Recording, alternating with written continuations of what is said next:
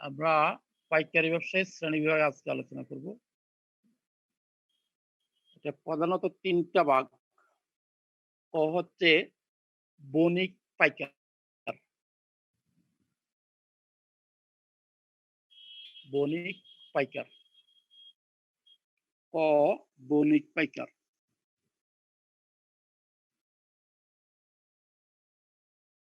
ঠিক আছে? খাতা কলম আছে সাথে? জি স্যার। স্যার বণিক পাইকার। বণিক পাইকার, মার্চেন্ট হোলসেলার, বণিক পাইকার। ২ নাম্বার হচ্ছে দালাল ও প্রতিনিধি। দালাল ও প্রতিনিধি। দালাল ও প্রতিনিধি।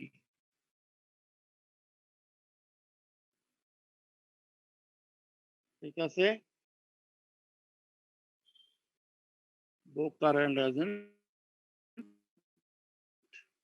হোলসেলার, দালাল ও প্রতিনিধি। আমি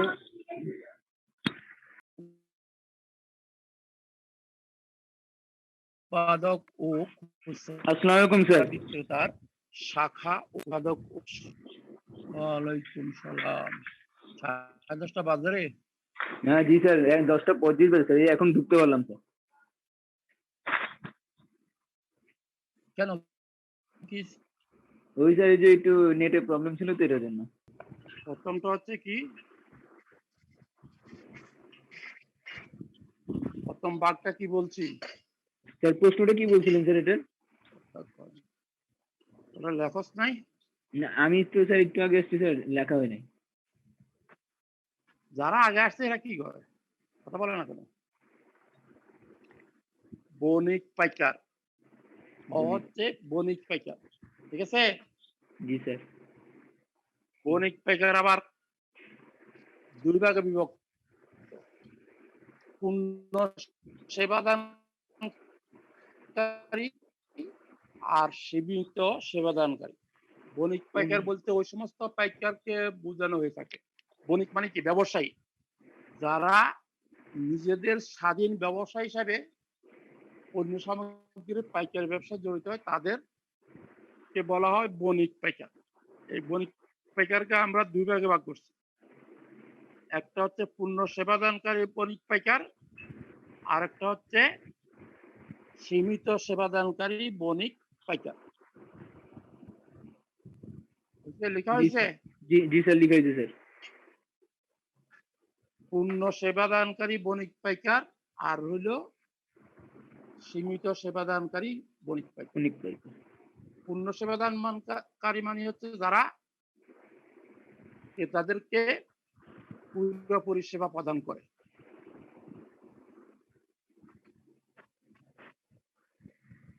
তার মানে নিজেদের দায়িত্বে পণ্য সংগ্রহ করে সেটি খুচরা কারবারের নিকট পৌঁছানোর দায়িত্বটাও নিজেরাই পালন করে। এটা ২ রকম। পূর্ণ সেবাদানকারী পাইকারকে আমরা আবার ২ ভাগে ভাগ করছি।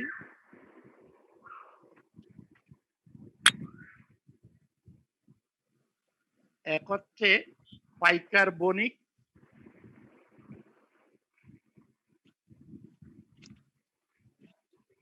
পাইকার বণিক, আরেকটা হচ্ছে শিল্প পরিবেশক। পাইকার বণিক, শিল্প পরিবেশক। শোনা যাচ্ছে? কে আসছিল আবার চলে গেছে? আপনি যখন ঢুকছিল কি বলছিলাম? স্যার পাইকার বণিক, শিল্প পরিবেশক। পাইকার বণিক, শিল্প পরিবেশক। আমি এটা কার শ্রেণী বিভাগ?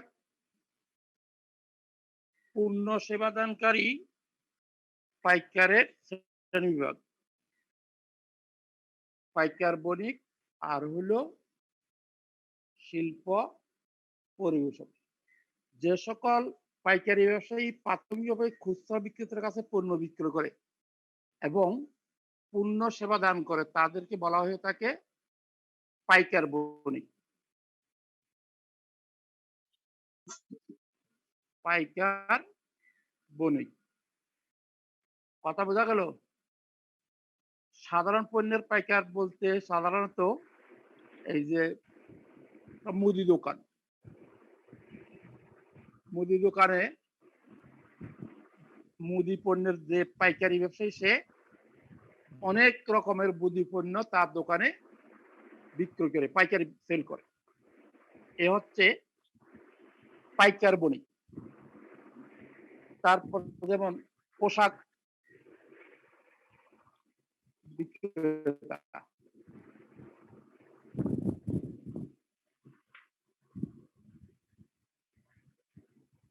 তাদের অনেক ধরনের পোশাক আছে। এটা সাধারণ পাইকার আর বিশিষ্ট স্যার কথা বোঝা যায় না স্যার, কেটে কেটে দিতেছে স্যার। পাইকার মানে যে সকল পাইকারি ব্যবসায়ী সীমিত সংখ্যক পণ্য কম্বল একদমই অবস্থা এরকম। জি স্যার, একদম খারাপ অবস্থা স্যার, কিচ্ছু শোনা যেতেছে না স্যার।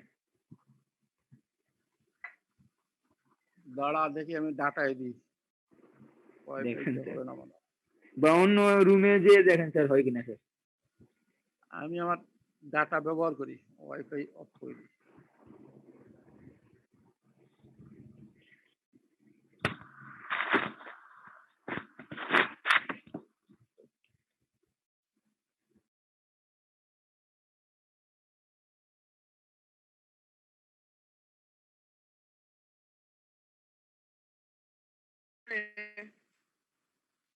হ্যালো,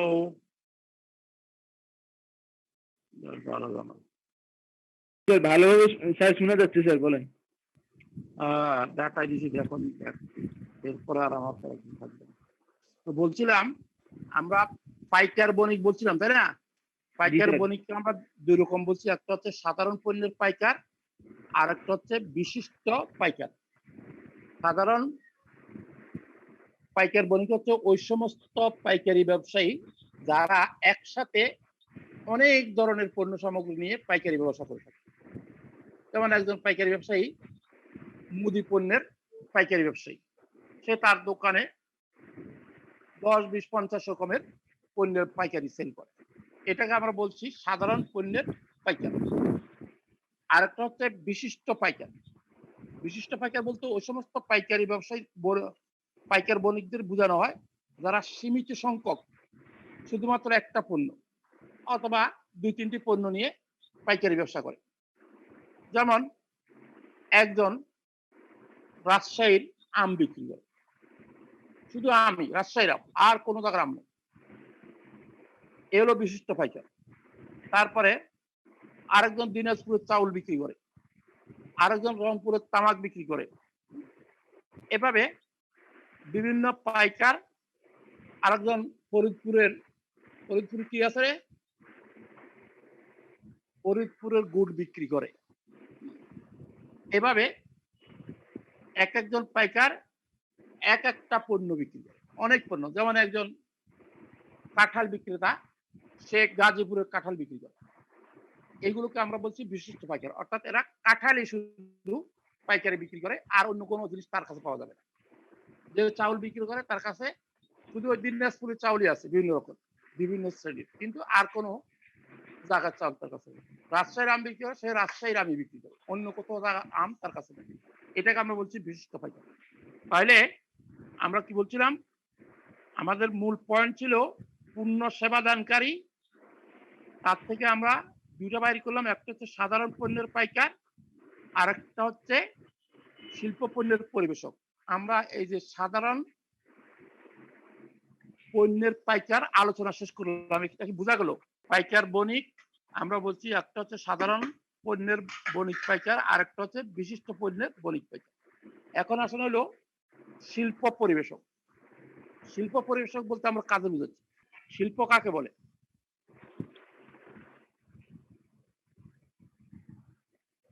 শিল্প কাকে বলে বলতে পারবো? পড়িনি, তাই না? প্রাকৃতিক সম্পদকে মানুষের ব্যবহার উপযোগী পণ্যে রূপান্তর করা কি শিল্প বলে? খালি প্রাকৃতিক সম্পদ কেন, আর কিছু না। প্রাকৃতিক সম্পদ কেন, শিল্প পণ্য কাকে বলে মনে আছে? শিল্প পণ্য বলে নাই। না স্যার। ভোগ্য পণ্য কাকে বলে মনে, তাইলে কি মনে আছে? মার্কেটিং পাস করিয়ে চাকরি হবে। শিল্প পণ্য বলতে আমরা বুঝি যে সকল পণ্য ক্রয়ের পিছনে উদ্দেশ্য হলো উৎপাদন কাজে ব্যবহার করা, এটাকে আমরা বলি শিল্প পণ্য। আমাদের এখানে হলো শিল্প পরিবেশক। যে সকল পাইকার উৎপাদকের কাছে পণ্য বিক্রয় করে তাদেরকে বলা হয়ে থাকে শিল্প পরিবেশক। যে সকল পাইকার উৎপাদকের কাছে পণ্য বিক্রয় করে তাদেরকে বলা হয়ে থাকে শিল্প পরিবেশক। কথা বোঝা গেল? জি স্যার। অর্থাৎ এদের পণ্য যারা ক্রয় করে তারা হচ্ছে শিল্পপতি, শিল্প কারখানার মালিক। একটি শিল্পে যে সকল কাঁচামাল, যে সমস্ত উপকরণ ব্যবহার করে ফিনিশড প্রোডাক্ট তৈরি করা হয়, চূড়ান্ত পণ্য তৈরি করা হয়, এই চূড়ান্ত পণ্য তৈরির জন্য যে র মেটেরিয়াল, এই র মেটেরিয়াল যারা বিক্রয় করে শিল্প মালিকদের কাছে তাদেরকে আমরা বলছি শিল্প পরিবেশক। এই র মেটেরিয়াল যদি ঠিকমতো সরবরাহ করা না হয় শিল্প উৎপাদন বন্ধ হয়ে যাবে। এরা সাধারণত চুক্তির ভিত্তিতে বাকিতে পণ্য সরবরাহ করে। একটা শিল্পে সারা বছর পণ্য সরবরাহ করে, প্রতি মাসে পণ্য সরবরাহ করে। সরবরাহ ব্যবস্থা ঘাটতি দেখা দিলে উৎপাদন ব্যবস্থার 13টা বাজবে। কথা বোঝা গেছে? আচ্ছা, এরপরে আমরা বলছিলাম সীমিত সেবাদানকারী পাইকার নাকি বণিক পাইকার দুই রকম বলছি আমরা। পূর্ণ সেবাদানকারী পাইকার এতক্ষণ আমরা আলোচনা করলাম, এখন আলোচনা করব আমরা সীমিত সেবাদানকারী পাইকার। এটা আবার 5-6 ভাগে বিভক্ত। সীমিত সেবাদানকারী মানে হচ্ছে এরা পণ্য বিক্রয়ে ক্রেতাকে সকল ধরনের সেবা সরবরাহ করে না, সেবা প্রদান করে না। কালেকটিভলি কোনো সেবা প্রদান করে, কোনোটা করে না, কোনোটা ক্রেতাকেই গ্রহণ করতে হয়। কথা কি বোঝা যাচ্ছে? জি স্যার, বুঝা যাচ্ছে স্যার। এখনো যদি না বুঝিস তাহলে আর আমার করার কিছু নেই। না স্যার, বুঝতেছি তো স্যার। বুঝতেছ তো, কথা বলিস না কেন? লেখ। জি স্যার, বলেন। সীমিত সেবাদানকারী পাইকার বলতে ওই সমস্ত পাইকারকে বোঝায় যারা সকল প্রকার সেবা ক্রেতাকে প্রদান করে না, কালেকটিভলি নির্দিষ্ট কোনো না কোনো সেবা প্রদান করে থাকে। এরা আবার অনেক রকমের, রোমান 1-2 দিয়ে লিখতে থাকেন। 1, নগদ ও বহনকারী পাইকার। নগদ ও বহনকারী পাইকার। Cash and carry wholesaler. নগদ ও বহনকারী পাইকার। বুঝা গেছে কথা? জি স্যার। এরপরে 2 নম্বরে লিখেন ট্রাক পাইকার। ট্রাক পাইকার, করপলা আকার ক, ট্রাক। জি স্যার। জি স্যার। ট্রাক পাইকার। এরপর হচ্ছে ড্রপ শিপার্স। ড্রপ, ডরপালা ফর ড্রপ, তালিবেশ্বরস্কার পয়াকার রস স শিপার্স। এরপর হচ্ছে র্যাক জবার্স। র্যাক জবার্স, জ বর্গ জ ব আকার র দন্ত স, র্যাক জবার্স। এরপরে 5 নম্বরে হচ্ছে উৎপাদনকারীর সমবায়। উৎপাদনকারীর সমবায় লিখছি। লেখা হয়েছে? জি স্যার। 6 নাম্বার হলো ডাকবাহী পাইকার। ডাকবাহী পাইকার, মেল অর্ডার হোলসেলার।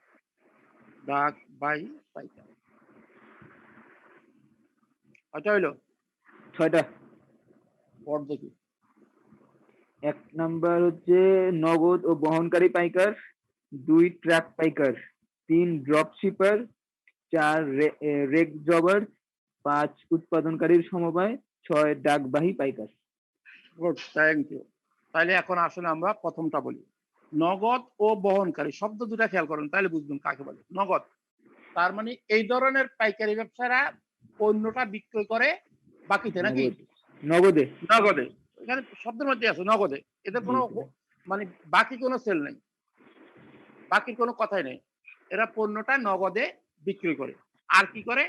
বহনকারী, অর্থাৎ এরা পণ্যটি ক্রেতার কাছে পৌঁছে দেওয়ার দায়িত্ব পালন করে।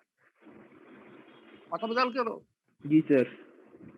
এরা মূলত একটা সেবাই দিয়ে থাকে, সেটা হচ্ছে ক্রেতাকে তার ক্রয়কৃত পণ্যটি তার যেখানে বলে ওখানে নিজের ট্রান্সপোর্টের নিজের ব্যবস্থায় পৌঁছানোর ব্যবস্থা করে। এরা হচ্ছে নগদ এবং ক্যাশ অ্যান্ড ক্যারি হোলসেলার, নগদ এবং বহনকারী পাইকার। এরা কোনোভাবেই পণ্য বাকিতে বিক্রয় করে না। ঠিক আছে? জি স্যার।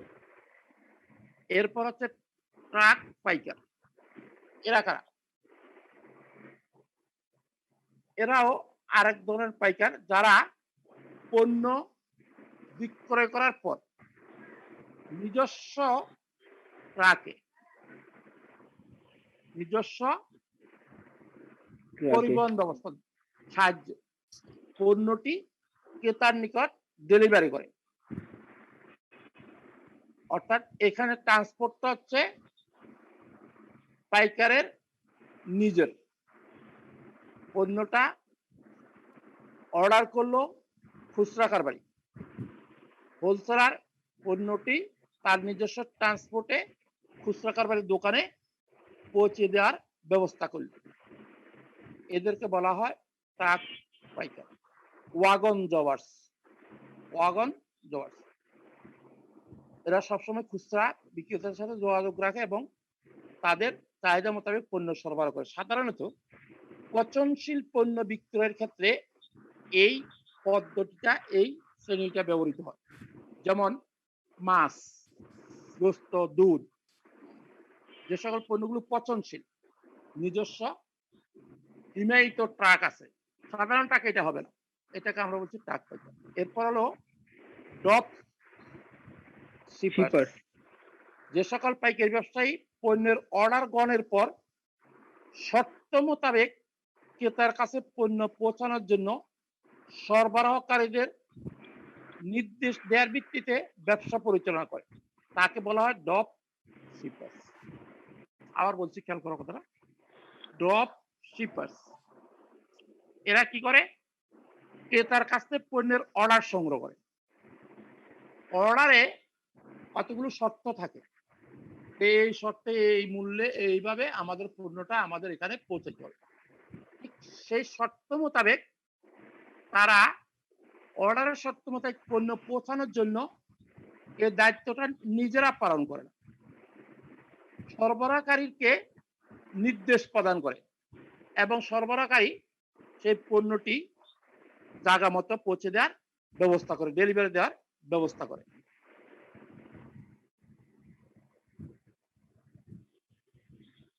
কথা বোঝা গেল? জি স্যার। এরা অর্ডার সংগ্রহ করে, তারপরে শিপার সাথে কন্ট্যাক্ট করে, উৎপাদকের সাথে পণ্য সংগ্রহ করে, উৎপাদকের উৎপাদিত পণ্য সংগ্রহ করে ওই ড্রপারের মাধ্যমে, ওই বহনকারীর মাধ্যমে পণ্যটি ক্রেতার কাছে পৌঁছানোর ব্যবস্থা করে। এরপরে হচ্ছে, এরপরে কি? এরপরে স্যার হচ্ছে র্যাক জবার্স। র্যাক জবার্স। র্যাক মানে কি? র্যাক চিনস? মানে ঘরে স্যার র্যাক একটা আছে? জি স্যার আছে স্যার, সাজায় সাজায় রাখতে হয় তো পণ্যগুলো। র্যাক, র্যাক হয় না, র্যাকের মধ্যে আছে। তো র্যাক জবার্স মানে হচ্ছে যে সকল পাইকারি ব্যবসায়ী খুচরা কারবারের নিকট পণ্য সরবরাহ করে, সাথে সাথে খুচরা কারবারিকে তার দোকানে এই পণ্যগুলো সাজায় রাখার জন্য একটা র্যাকও দিয়ে দেয়, অথবা একটা র্যাক তৈরি করে দেয়। খুচরা কারবারি ওই র্যাকে ওই পাইকারের পণ্যগুলো সাজায় গুছিয়ে রাখে। এদেরকে বলা হচ্ছে র্যাক জবার্স। পাইকার নিজে তার পণ্য খুচরা কারবারির দোকানে সাজিয়ে রাখার জন্য যখন র্যাক সরবরাহ করে এবং খুচরা কারবারি সেই র্যাকে ওই পাইকারের পণ্যগুলো সাজিয়ে প্রদর্শনের জন্য রাখে এবং এভাবে যখন একজন পাইকার পণ্য বিক্রয় করে তখন তাকে বলা হয় র্যাক জবার্স। পণ্য বিক্রয় করে বিনা পয়সা একটা কি করে র্যাকও দিয়ে দেয়। এরপর হচ্ছে ৬ নম্বর পয়েন্ট নাকি? জি না স্যার, 5 নাম্বার উৎপাদনকারী সমবায়। ৫ নাম্বার ৬ নাম্বার না, ঠিক আছে, বোঝা গেল, খেয়াল আছে। উৎপাদনকারী সমুদায়, সোজা কথা। সমবায় কাকে বলে মনে আছে? সেকেন্ড ইয়ারে পড়াইছি, তারপরে ইন্টারমিডিয়েটে পড়ছো, বলতে পারো। সমবায় কাকে বলে? লাভ হবে না কই আর।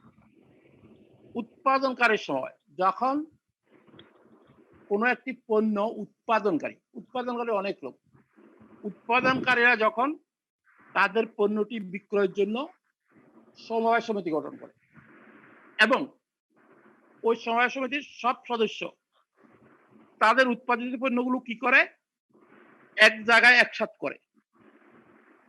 করে তারা সেটি এক জায়গা থেকে বিক্রয়ের উদ্যোগ গ্রহণ করে। এতে উৎপাদকদের স্বার্থ সংরক্ষিত হয়।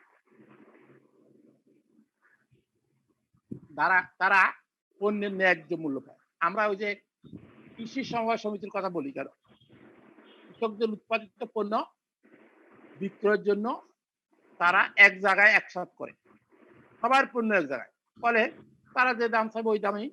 যেমন আমাদের এখানে এই যে দুধ উৎপাদনকারী একটা প্রতিষ্ঠান আছে, কি নাম বল দেখি?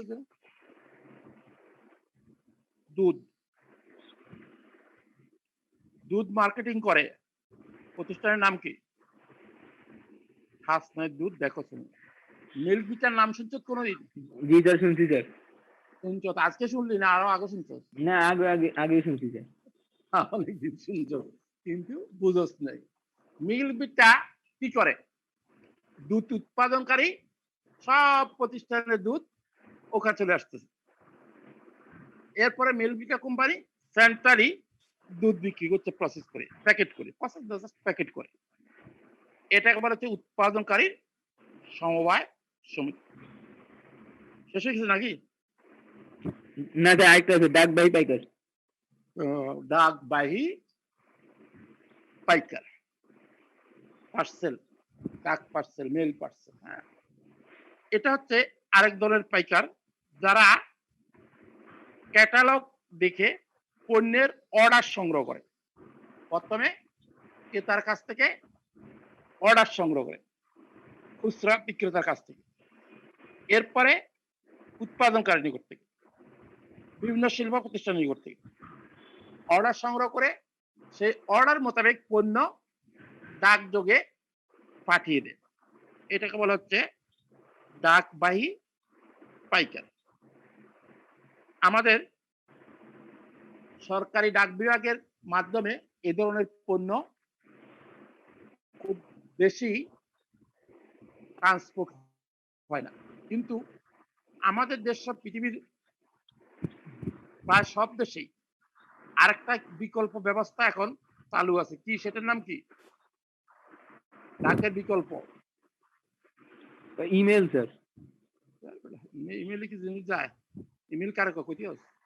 ও না না স্যার, ওই যে আরেকটা আছে, আমি বলি স্যার, ওই যে কুরিয়ার সার্ভিস। এই তো এখন পাইলি, কুরিয়ার সার্ভিস। জি। কুরিয়ার সার্ভিস কি করে? কুরিয়ার সার্ভিসের মাধ্যমে পাইকার তার ক্রেতার কাছে খুচরা কারবারির নিকট তার অ্যাড্রেসে পণ্য পৌঁছায় দেয়। আমাদের দেশে নাম করা কুরিয়ার সার্ভিসের নাম বল দেখি। সুন্দরবন কুরিয়ার সার্ভিস স্যার, এসে পরিবহন আছে। এই তো good. Sundarban courier service world wide বিখ্যাত একটা কুরিয়ার সার্ভিস। তারপরে বাংলাদেশের প্রেক্ষিতে অপেক্ষাকৃত ওয়াইড স্কেলে এই কাজটা করে হলো এসএ পরিবহন। এসএ পরিবহনের নেটওয়ার্ক অনেক বেশি, কারণ তারা নিজস্ব ট্রান্সপোর্টে একবারে মফস্বল পর্যন্ত পণ্য, বিভিন্ন ধরনের পণ্য, মানে ওরা যে কত রকমের পণ্য পাঠায়, যারা পাঠায় তারাই জানে। 2-3 বছর আগে আমার সেই নোয়াখালীর চরের জমির বর্গাদার, চর মানে চর, মাঝদি শহর থেকে আরো ধর 30-40 মাইল ভিতরে চরে, এখানে রিক্সাও চলে না, বুঝছো? জি স্যার। সেখান থেকে কোরবানি ঈদের আগে চালের গুঁড়া পাঠাইছে, এসে পরিবহনের মাধ্যমে চলে আসছে তেজগাঁয়ের ওদের ইয়েতে, ওদের যে সেন্টার আছে ওখানে, ওখান থেকে টেলিফোন করতে হবে, আপনার জিনিস আসছে নিয়ে যান। কি চমৎকার, 50 টাকা দিয়ে 20 কেজি 30 কেজি 50 টাকা বা 100 টাকা দিয়ে পাঠিয়ে দিল। নোয়াখালী থেকে ঢাকা আসতে গেলে 1-1.5 টাকা খরচ হয়, 200 টাকা দিয়ে কাজ শেষ। এটা হচ্ছে ডাকবাহী পাইকার।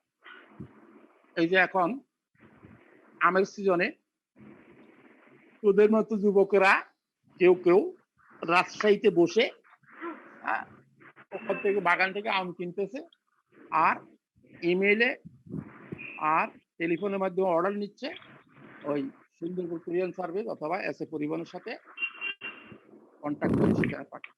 চমৎকার ভাবে লেনদেন হয়ে যাচ্ছে, বিকাশের মাধ্যমে, ব্যাংকের মাধ্যমে পণ্য চলে যাচ্ছে সরাসরি ভোক্তার কাছে ট্রান্সপোর্টের মাধ্যমে। এটাকে বলা হচ্ছে ডাকবাহী পাইকার।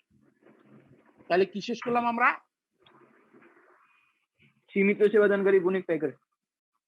আমাদের বণিক পাইকার শেষ হইল, বণিক পাইকার ক খ গ, তাই না? ক শেষ করলাম, বণিক পাইকার। বণিক পাইকার পূর্ণ সেবাদানকারী, সীমিত সেবাদানকারী, দুটো বললাম। এরপরে হচ্ছে দালাল ও প্রতিনিধি। দালাল, দালাল মানে কারা? আমাদের সমাজে দালাল শব্দটা শুনলে আমরা একটু নেগেটিভ নাক ছিটকে, তাই না? জি স্যার। খারাপ করতে, কিন্তু আসলে ব্যবসা বাণিজ্যে দালালেরা যথেষ্ট গুরুত্বপূর্ণ ভূমিকা পালন করে। আমরা সাধারণত দালাল বলতে গরু দালাল বুঝি, জমি দালাল বুঝি, আর অনেক সময় দেখা গেছে এরা ছাড়া বিক্রয় হয়। দালাল হচ্ছে তারা যারা পণ্যের মালিকানার শর্ত গ্রহণ করে। এরা ক্রেতা এবং বিক্রেতার সাথে যোগসূত্র স্থাপন করে। যোগসূত্র স্থাপন করার মাধ্যমে কখনো এক পক্ষ থেকে কখনো দুই পক্ষ থেকে কিছু সুবিধা নেই। এ জাতীয় ব্যবসায়ীদেরকে আমরা বলি দালাল, এবং বাজারজাতকরণে এর যথেষ্ট ভ্যালু আছে। ব্রোকার হাউস আমরা যখন ইংরেজি বলি তখন আবার কিন্তু বলি যে না ঠিক আছে সমস্যা নেই, ব্রোকার, ব্রোকার হইলে ঠিক আছে, কিন্তু দালাল হইলে সমস্যা। এরপর হচ্ছে প্রতিনিধি। প্রতিনিধি মানে কি? যারা উৎপাদকের পক্ষ হয়ে পণ্য বিক্রয়ের দায়িত্ব গ্রহণ করে। এরা আবার 4 রকম প্রতিনিধি। যারা পাইকারিতে পণ্য বিক্রয়ের শর্তে কমিশনের ভিত্তিতে পণ্য ক্রয় বিক্রয় করে। কমিশনের ভিত্তিতে পণ্য ক্রয় বিক্রয় করে, যে পরিমাণ বিক্রয় হবে তার মধ্যে একটা কমিশন, 5%, 2%, 1% ইত্যাদি। এরা 1 নম্বর হচ্ছে উৎপাদকের প্রতিনিধি।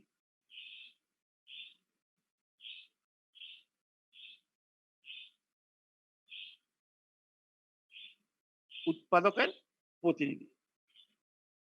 তারপর 2 হচ্ছে বিক্রয় প্রতিনিধি। লেখা হয়েছে বিক্রয় প্রতিনিধি। তোরা আসস? আসি স্যার, লিখতেছি স্যার। লিখছস, শব্দ করিস তাই তো বুঝি না। 2 জি স্যার। নাম্বার লিখছস? হ্যাঁ 2 নাম্বার লিখছি, বিক্রয় প্রতিনিধি। গুড। 3 নাম্বার বলবো? বলেন স্যার। ক্রয় প্রতিনিধি। ক্রয় প্রতিনিধি। ক্রয় প্রতিনিধি।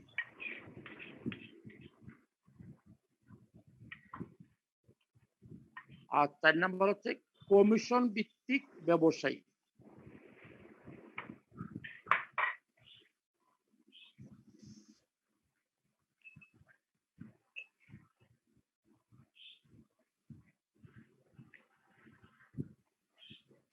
জি স্যার লিখছি, কমিশন ভিত্তিক ব্যবসায়ী। চারটা, তাই না?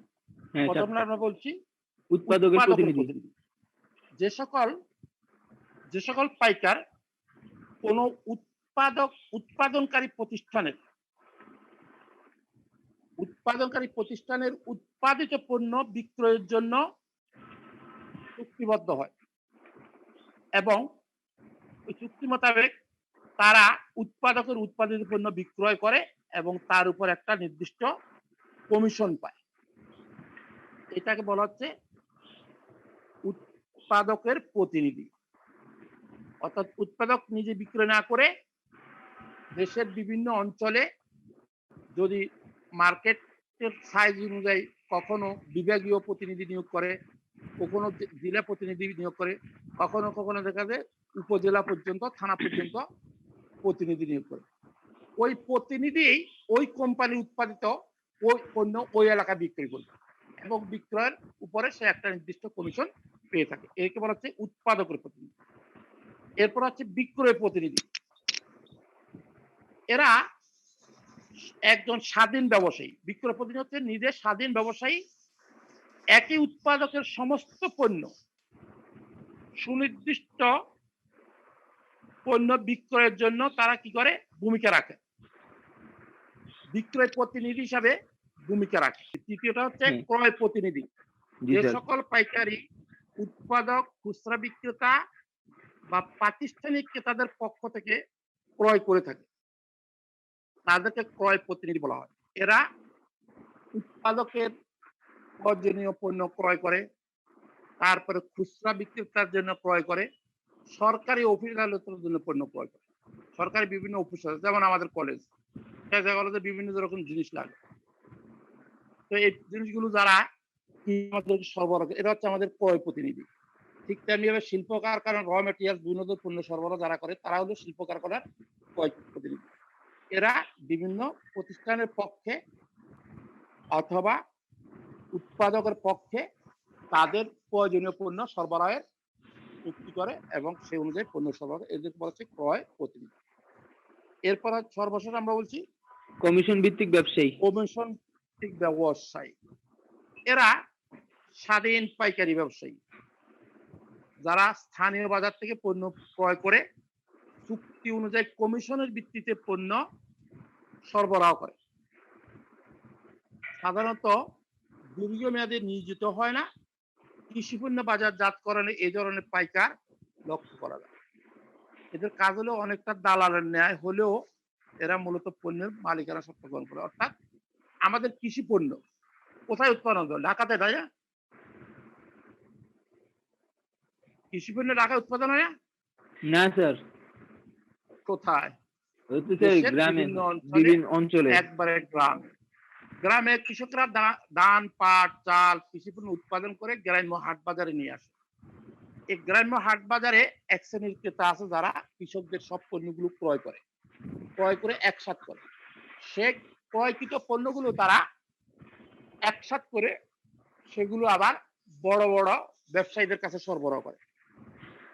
এরা কমিশনের ভিত্তিতে এই পণ্যগুলো, যেমন ওই যে কুমিল্লায় চলে গেল, কুমিল্লার বাজার থেকে কিনে আমাদের কারণ বাজারে পাঠিয়ে দিল, এদেরকে বলা হচ্ছে কমিশন ভিত্তিক ব্যবসায়ী। বুঝা গেল? জি স্যার।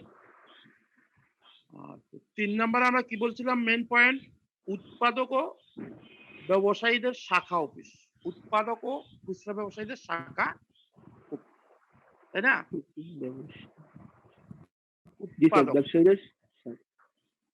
আমরা 3 নম্বর মূল পয়েন্ট বলছিলাম উৎপাদক ও খুচরা ব্যবসায়ীদের শাখা ও অফিস। তো এখানে দুটো, একটা হচ্ছে বিক্রয় শাখা আর একটা হচ্ছে বিক্রয় অফিস। বিক্রয় শাখা, বিক্রয় অফিস। জি স্যার। বিক্রয় শাখা মানে হচ্ছে এই শাখাগুলো উৎপাদকের পক্ষে মজুদ মাল নিয়ন্ত্রণ করে, বিক্রয় ও প্রমোশনের কাজগুলো সম্পাদন করে। এ ধরনের প্রতিষ্ঠান অন্যান্য পাইকারি ব্যবসায়ী ও খুচরা ব্যবসায়ী বা শিল্প পণ্যের ক্রেতাদেরকে বাকিতে পণ্য সরবরাহ করে এবং পণ্য সংরক্ষণ ও বিক্রয়ে সহায়তা করে। অর্থাৎ বিক্রয় শাখার কাজ হলো, প্রথম কাজ হলো কি, মজুদ মাল নিয়ন্ত্রণ, অর্থাৎ তার এলাকায় যেমন এই যে এখন ঈদের সময় যেসব পণ্য বেশি লাগবে সেটা বেশি করে মজুদ করবে। এরপরে সেই পণ্য বিক্রয়ের জন্য প্রমোশনাল অ্যাক্টিভিটিস চালাবে আর পণ্যটা বিক্রয় কাজ সম্পাদন করে।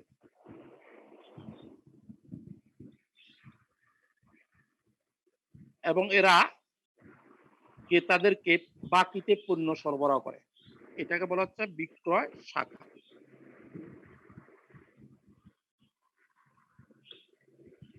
তারপর কি বলছি? তারপর স্যার বিক্রয় অফিস। এটা হচ্ছে উৎপাদকের পক্ষে কোনো প্রতিষ্ঠান যখন পণ্য বিক্রয়ের কাজ সম্পাদন করে, উৎপাদকের পক্ষে বিক্রয়ের কাজটা করবে যে প্রতিষ্ঠান, সেটাকে আমরা বলছি বিক্রয় অফিস। এটা অনেকটা ওই বিক্রয় শাখার মতোই, তবে পার্থক্য হলো এটুকু, বিক্রয় শাখা পণ্য কি করে মজুদ করে, কিন্তু বিক্রয় অফিস পণ্য মজুদ করে না। বিক্রয় অফিস শুধু পণ্য বিক্রয় করে আর ওই বিক্রয়ের মোতাবেক অর্ডার মোতাবেক পণ্য সরবরাহ করার দায়িত্ব কিন্তু উৎপাদকের থেকে যায়।